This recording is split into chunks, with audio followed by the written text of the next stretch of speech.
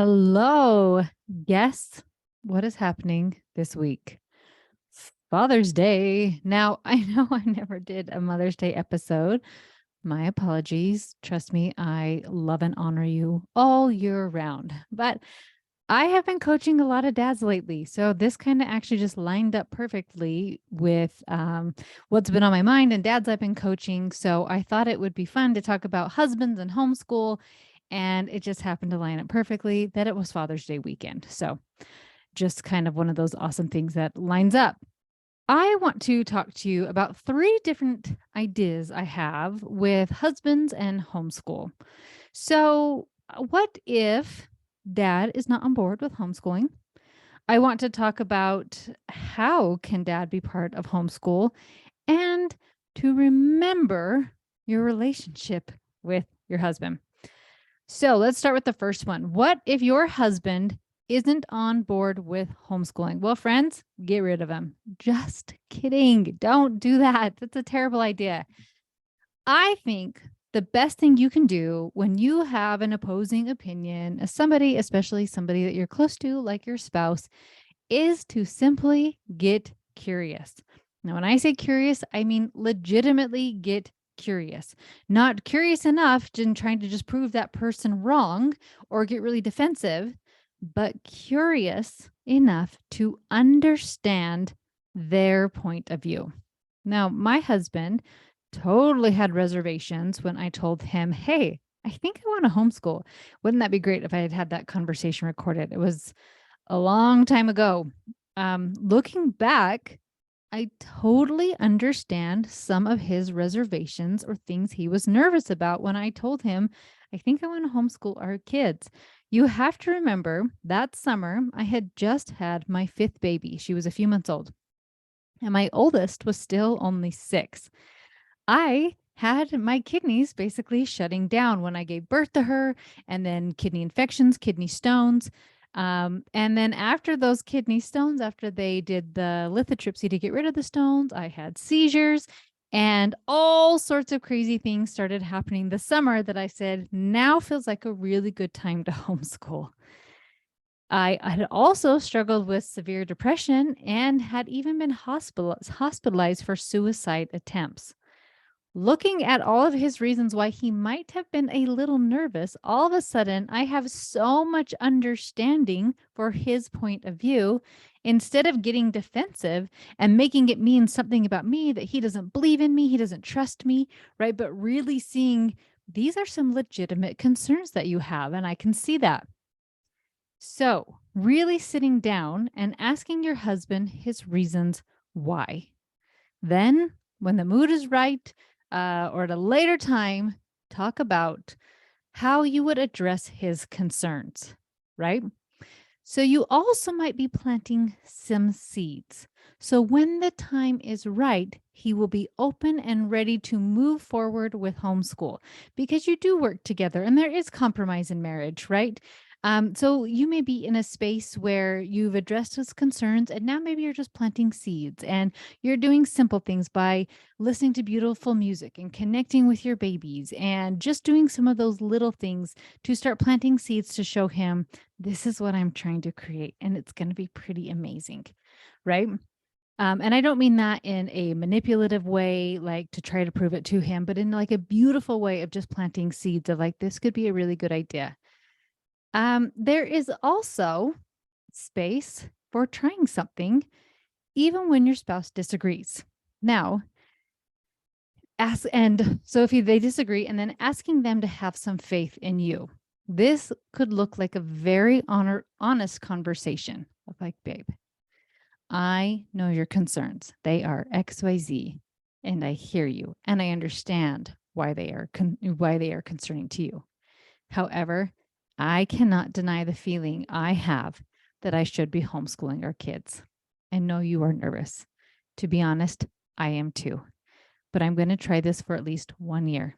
And if we don't love it, or if it doesn't work, if it doesn't fit our family, we can always put our kids back in school. So That might be a place where you are, right? So some ideas of just addressing his concerns and compromising and figuring a way around it.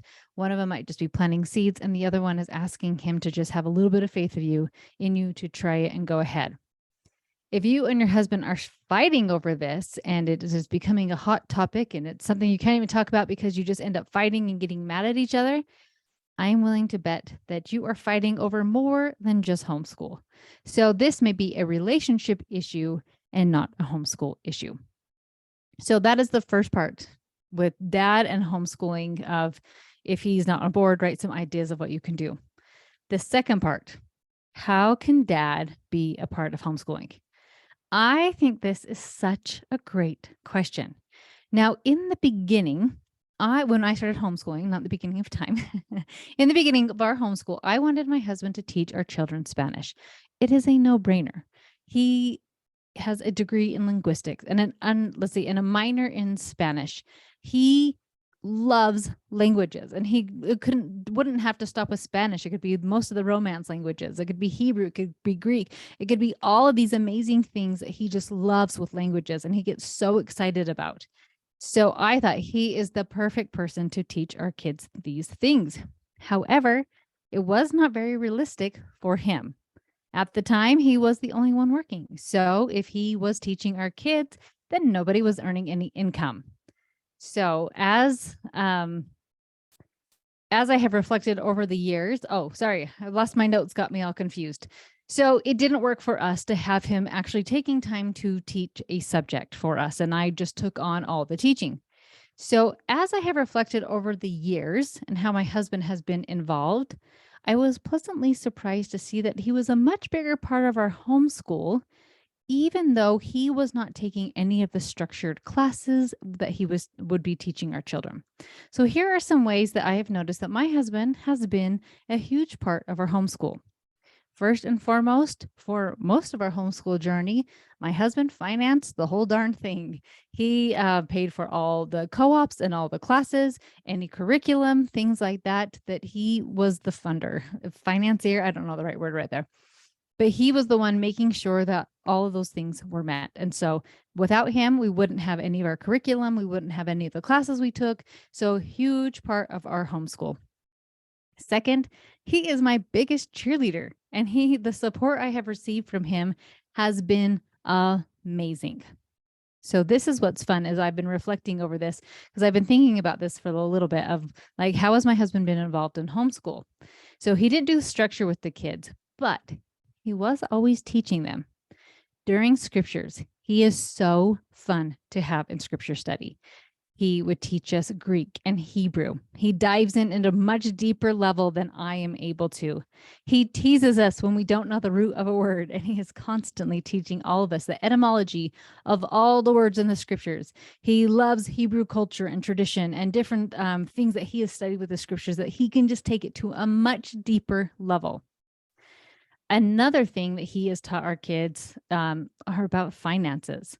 I am more than capable to teach our kids the basics, to pay their tithing, savings, tracking their spending, how to budget, do some of those basic things. But he's taken it way deeper than I have been able to. He has taught them how to build their credit, how to control their spending. He helped them understand what stocks are in Bitcoin. He's even helped them invest in stocks, and I believe some of them Bitcoin. He has taught them how to be financially successful and to make your money work for you. He is a brilliant entrepreneur and has helped any of them who want to start a business. He has also taught them about economics and taxes. So they were never organized lessons, but just as the kids were going through life, he found moments to teach. Now, this isn't to look at your husband and see that he doesn't do what my husband does. This is an opportunity for you to look at what your husband does. A lot of times that's him taking his gifts and his talents and sharing them with the kids. So if he's really good at building something, maybe he's having them build alongside with them. Whatever he's doing, how is he just naturally teaching your children? So as I've heard from clients, these are some of the things I have heard how their husband has been involved in homeschool. This one was so fun. One client said that their husband was in charge of breakfast. So he was there cooking, connecting with the kids, having a ton of fun, letting mom take her sweet time in the morning and whatnot. And he cooked breakfast and did all of that. And that was how he contributed to their homeschool. Other dads are really great at helping run kids around. They want their kids to be involved in extracurricular activities. And so they love the time they get to be in the car with the kids. Maybe they're the coach or whatever, being like actually involved with the sport as well, but really helping in that aspect. Some dads are in charge of certain subjects that they are like, I'm really good at math. I'm just going to teach our kids math. Or I love science. I want to teach our kids science, right? So some dads actually do take on certain subjects and do teach them. Maybe with your husband in homeschool, he is just in charge of playing with the kids, taking them to a park and just having fun, roughhousing, playing. Just all the things that dads can do, right? And just actually just playing with the kids. There's so much teaching that happens with play. So never discount that it's just playing with the kids because there's so much happening. There's one dad I recently had the opportunity to coach, and he actually took over their homeschool for a full week. He got better understanding of homeschool, how he could help his wife, different things like that. And that was really fun. He took that over for a full week. So that was really great.